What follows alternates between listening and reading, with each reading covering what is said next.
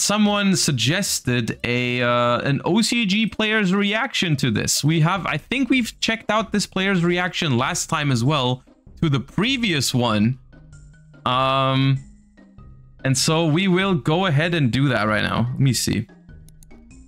OCG player celebrates best ban list app ever. I feel like the title spoils a little bit of what's gonna happen in this reaction. But yeah, I just want to hear from an OCG player and see what's going on over there, if they're happy or not. Specifically about the Maxi thing and some other stuff. My last OCG ban list video was so well received, but it was a bit strange since the ultimate point of that video was that the last ban list was not very good. I really think if we're ranking every format of all time, last format ranks among one of the worst. I only entered 3 tournaments all of last ban list, but pretty much every complaint I had about the last ban list is completely fixed in this one. I'll just say it, the OCG is completely saved. For reference, I am a competitor, so I like to focus on the top meta decks, and as a result, I'll probably look at this list through the lens of Snake Eyes, Tenpai, Daizieru, Runic Stun, and Memento, and I'll probably not really talk about any of the things that I don't have much knowledge about.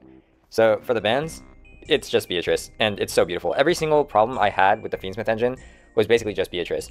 Like, if we're being honest, one card, Link 2 Body, and a rank 6 or face-up negate is strong, but when you compare it to some of the other cards we're seeing right now, like any Memento starter, or Snake Eyes Ash, or Diabellstar, comparatively, it doesn't even seem that crazy. It's really good because it's... I get this. Like, I genuinely don't really mind. Like, there's a lot of things that are powerful about the Fiendsmith cards, and people criticize, oh, it's very splashable, it's a very powerful engine that a lot of decks can play. I don't think that's a negative thing. I think that is something that can be cool. Being able to just like splash engines in different decks and get use out of it and make like certain decks have access to different lines and stuff like that, I think is fine. I think you gotta look at what the deck does. And I think my biggest thing about the Fiendsmith cards that I don't like still, even after they're being hit, is just the fact that they give us access to an Omni Negate.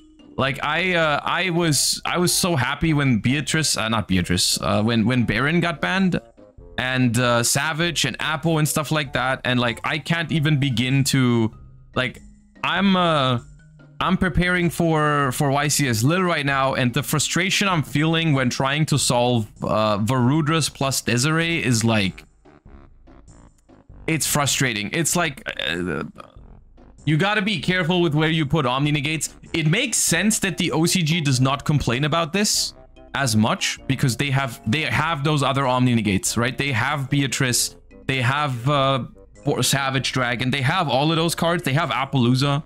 So like, them not criticizing Desiree makes sense simply because they have other stuff that does the same thing. They also still have Lacrima and so on and so forth. But that is, I think if Desiree was either, I mean, I don't want to say banned, but like my preferred solution would have been if Desiree was just a different form of interaction. Like, if Desiree was a different form of interaction, I would have been completely fine with the Fiendsmith cards right now.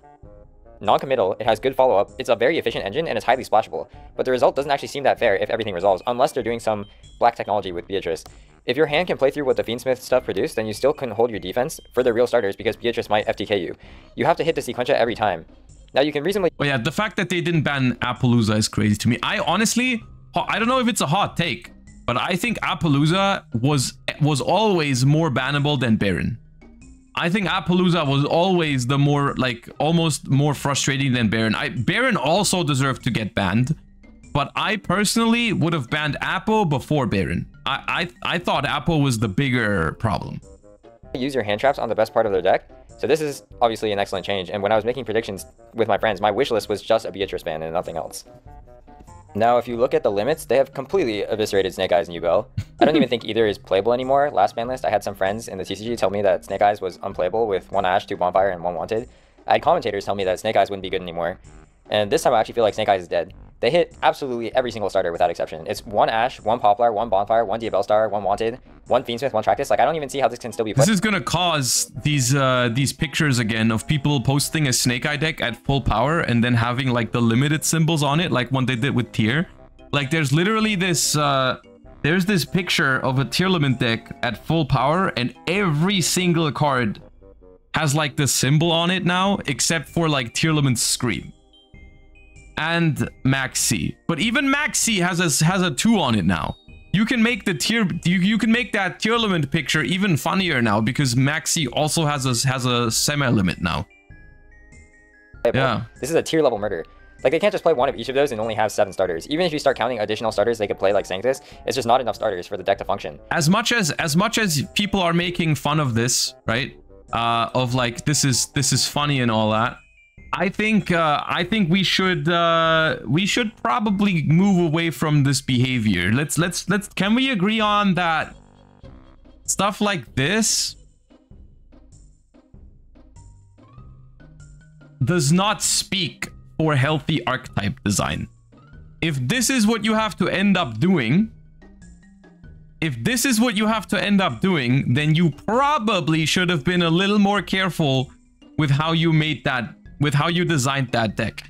And this is basically the same as like Snake Eye at full power almost is gonna look the same as this, right? You put 3 Ash, 2 of them are like, it's limited now. You have Poplar is limited now, Bonfire is limited now, Wanted is limited now, Diabellstar is limited now, all that kind of stuff. Like, I think it, as good as these decisions are in order to finally hit those cards, I think it goes to show that you need to be a little bit more careful with your main lore kind of archetypes, right? Because like, I feel like the reason why these decks were made so powerful is because they were part of some sort of main lore. You know, Tearlament was part of the Visas lore, and Snake Eyes is obviously part of the Diabellstar lore, so we're making them really powerful and all that kind of stuff. I get it, but like, a little more careful. A little more careful, because you really don't want to end up in a situation where you have to do this to a deck.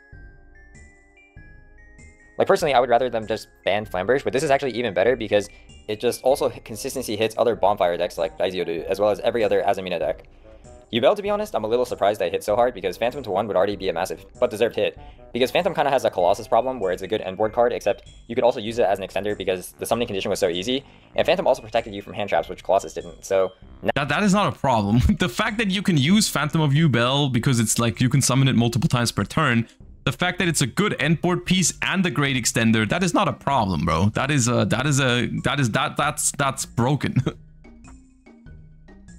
Now it's like you can only choose one of those options. And then they also lost all the Fiendsmith stuff. That's how it should have been. They could still do it, as in they make Moon during their actual lines in order to get into the Fiendsmith stuff. But it's just that their deck is so much weaker to hand traps now. Like, imagine if you just summon a Samsara D Lotus and then that just gets ashed. I'm not even really sure how to extend past that easily. Like, you would have to have a 0/0 Fiend and a Yubel in your hand to make the Phantom. You have to link those two in order to get into the link 2, or you have to hard draw the Fiendsmith stuff. I guess Nightmare Throne also does it, but you would have just activated that first to get into Phantom. The thing about the Fiendsmith stuff is like, Fiendsmith Engraver with only, like, Engraver at 1 means that Engraver itself is actually a pretty bad draw, right? Because what are you gonna do? You're gonna go Engraver into Tract, Tract into Lurry, Lurry into Requiem, no effect. Right? Like, you can bring back, oh wait, they have the main, I forgot about the main deck one. Ah, okay, now that makes more sense. Okay, yeah, I forgot about Lacrima, the main deck Lacrima, the Rage of the Abyss one. I forgot that existed because we don't have it yet.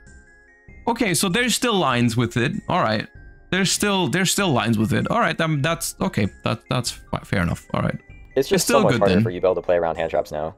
So to be honest, I don't even feel like Yubel is that playable anymore. It was already kind of mediocre because it was bad into all of the strong hand traps except for Nib.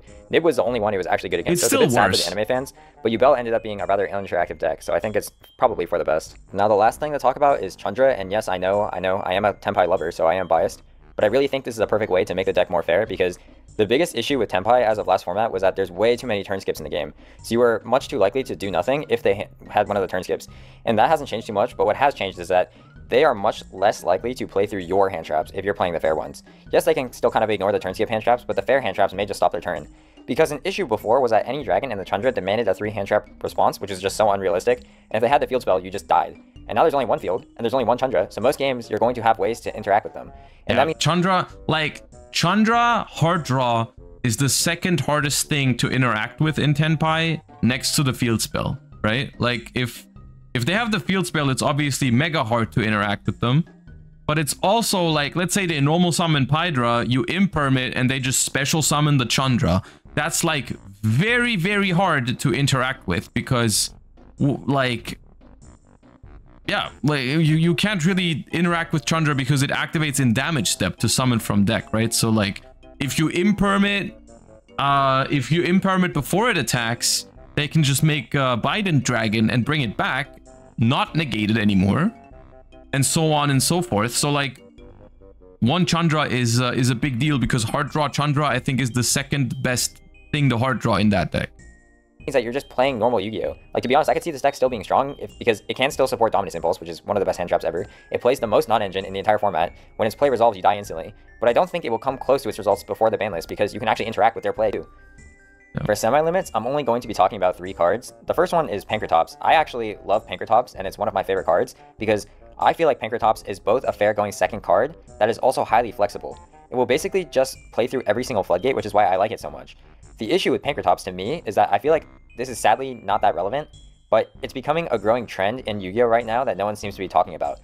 Except I really do not like how they keep printing these battle phase skips. For example, Nightmare Pain, Cranium Burst, Voiceless Voice Barrier, and then the Malice Field Spell is another one. The battle phase is already not that relevant in Yu-Gi-Oh! Before, you would either use it to pretty much either 1, kill them, or 2, clear some interrupts so you can try to clear the rest of them in main phase 2. So they already took something that was already not that important, and then they made it even less important, which is why I feel like Pankratops loses a lot of power. I do. That's an interesting thing I hadn't really thought about that way. I tend to agree, I think. Like, in my opinion, whenever the battle phase... Let me try to phrase this right. Whenever the battle phase is used to just clear some threats, to interact with your opponent, not to kill them, right? Like when you're like using the battle phase to attack over something that you otherwise have a hard time clearing, and then main phase 2 you try to make your own board. Those kind of games tend to be more interactive, right? Like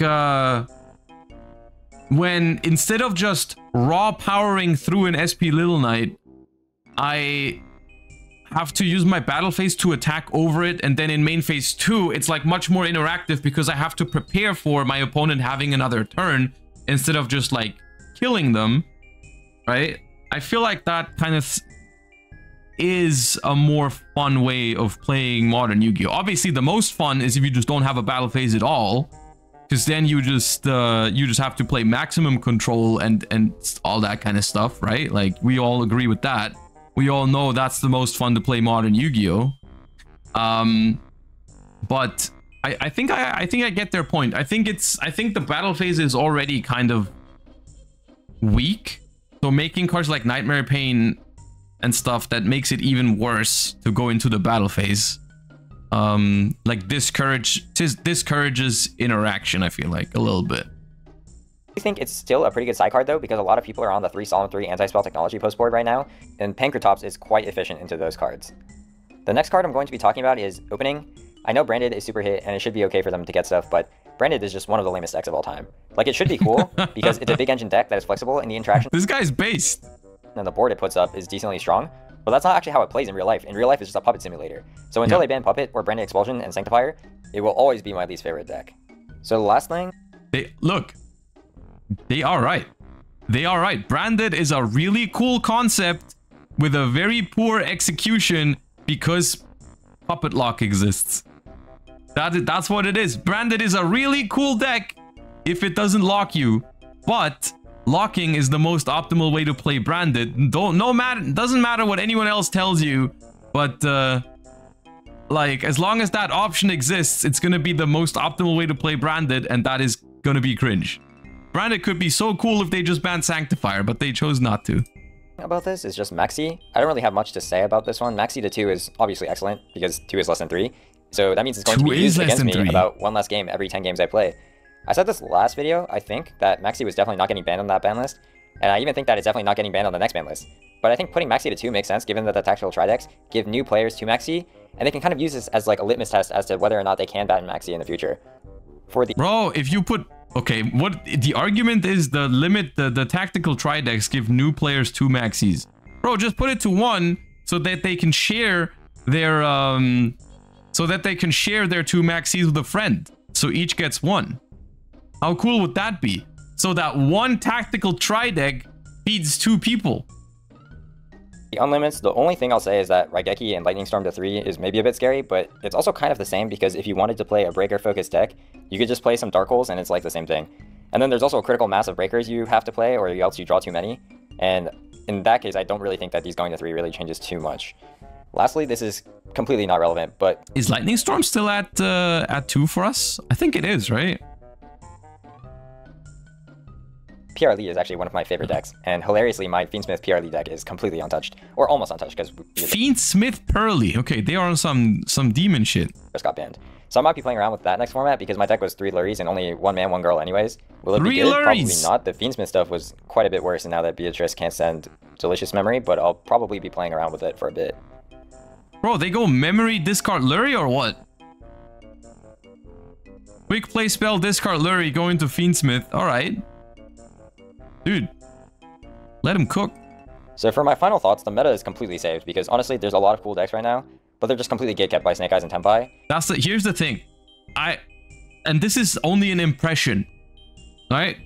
An impression because I haven't played the format yet, but there's a difference. The fun you will have when playing Yu-Gi-Oh!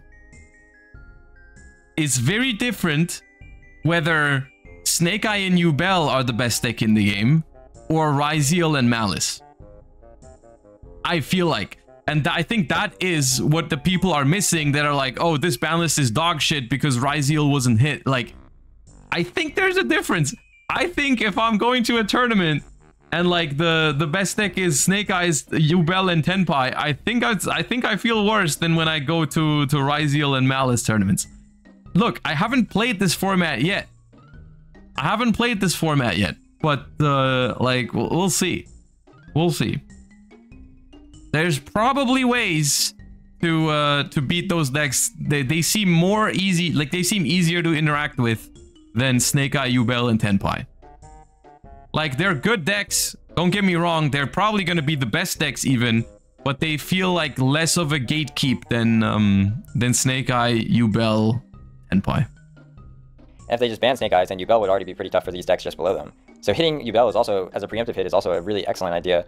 So I'm really interested what ends up being good next format. I really don't think Raizuru is as good as this results show. I think that it was a deck that played through Fuaros, it could play a lot of non-engine, and it could make a good enough board even through most hand traps. I could give a more in-depth answer about my thoughts on Raizuru, but... Here's the thing. What they just said is Ryziel is good against hand traps and makes like solid boards through them.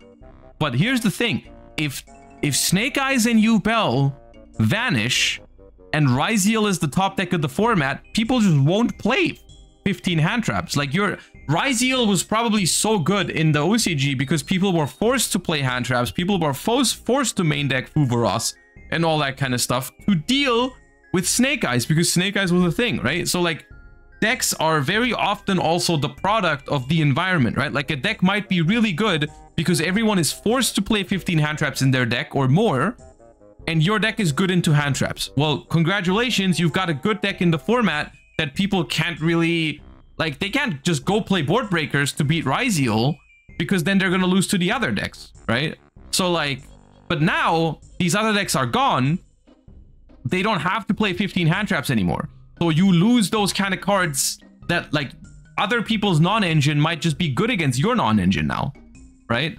And so Ryziel as a deck, if the main advantage is, hey, my deck is good into hand traps, but people don't play hand traps, then maybe it's fine. Maybe it's fine. We'll have to wait and see. But like, only because this deck was not hit on the ban list does not mean it's gonna automatically be the tier 0 deck by far, simply because the environment changes, and the environment is always important when you look at a deck and how it's performing. But I think that the summary is that I don't think it's that strong. Some people are probably thinking that since it had the best results before the ban list, that they just murder everything below it.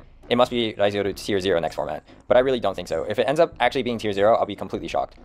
The real question is what the common non-engine ends up being, because people are all maxing all the turn skips because they were so efficient. But I could see fair hand traps coming back if people just all start playing Centurion or something. Tenpai is also much weaker to the fair hand traps, and people may be incentivized to play more fair decks because the turn skip hand traps are so strong. But just from a preliminary option... It's very wholesome to see someone else on so much copium for their own format. Like, it is a situation that I've been in countless of times, and sometimes I was right, sometimes I was wrong, but they seem very, very happy and hyped for the new format, which ultimately is the point of a ban list, right? It's supposed to create hype like that. Without digesting the ban list, I think Memento is definitely the best deck. I think that Raizioru will be a strong deck, obviously. Runic Stun will be strong. I'm actually rather concerned that they never seem to hit Runic Stun on any of these lists because it's clearly always playable and also no one likes it. Honestly, Malice could also be good. I think that Raizioru was going to be better before I learned about them, and I thought that Malice was going to be worse because Malice is like 8 starters, 8 extenders. That could also be starters, so you get one shot by one hand trap a lot. But after murdering Snake Eyes and Yubel, that's a lot of decks. So relative to the field, it might get better because a lot of decks will get one shot by one hand trap. And then the board they make is actually quite ridiculous if their starters resolve. And I do feel like that there's going to be some Tenpai sneaking around. Everything else that ends up being good is probably some unexplored deck is my guess. There's a lot that I wanted to play around with, but never had time to experiment. So stuff like the new water support or some Azumina Whitewoods hybrid, but all in all, this is one of the best ban lists in Yu-Gi-Oh! History. I think that Konami did a fantastic job, and I'm so excited to play the next format. Nice. All right. We'll leave it at that. We'll leave it at that regarding the OCG Forbidden and Limited List update. Sounds like the OCG is hyped. I mean, one player. They might not speak for the general OCG player base. I have not looked into the general reception of this list in the OCG. Maybe there's some other people that are not happy with this, but the general vibe I was getting from social media and those kind of videos, you know, like people were happy with it. People were happy with it, and I can see it. I can see why. I think this is something that the Snake Eye, Yubel, Tenpai hits, if we got something like those in the next TCG ban list, I would be very happy with that. I am not super scared of a format with Raziel and Malice in it. I think that is way more manageable and way more fun. At least in my first impression of these kind of archetypes. We'll have to wait and see if that actually ends up being true or not.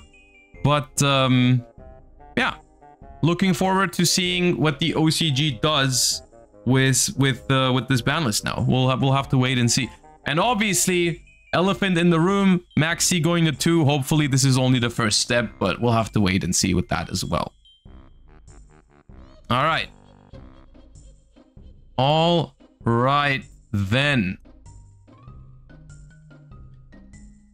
Dark Lord Shigi, thank you for the 4 months. Appreciate that. Also, Quantal, thank you for the 19 months. Appreciate that. Thank you, thank you.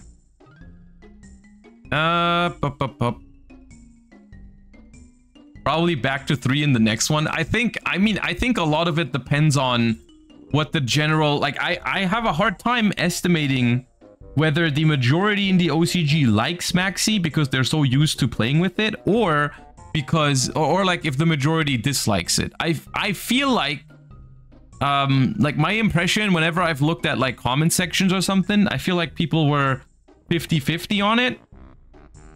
I don't know. Do you remember when Maxi went to 2, then to 3 in the OCG in 2017? See, I didn't remember this until someone posted it earlier this morning. I read it somewhere, and that kind of ruined my day. Like, the fact that they put this card to 2 and then back to 3 is crazy. Like, Maxi should never... Maxi on your ban lists should only be going one direction and one direction only. And that is down. Completely different situation back then. I know. I'm aware. Zayn Malik mentioned. True.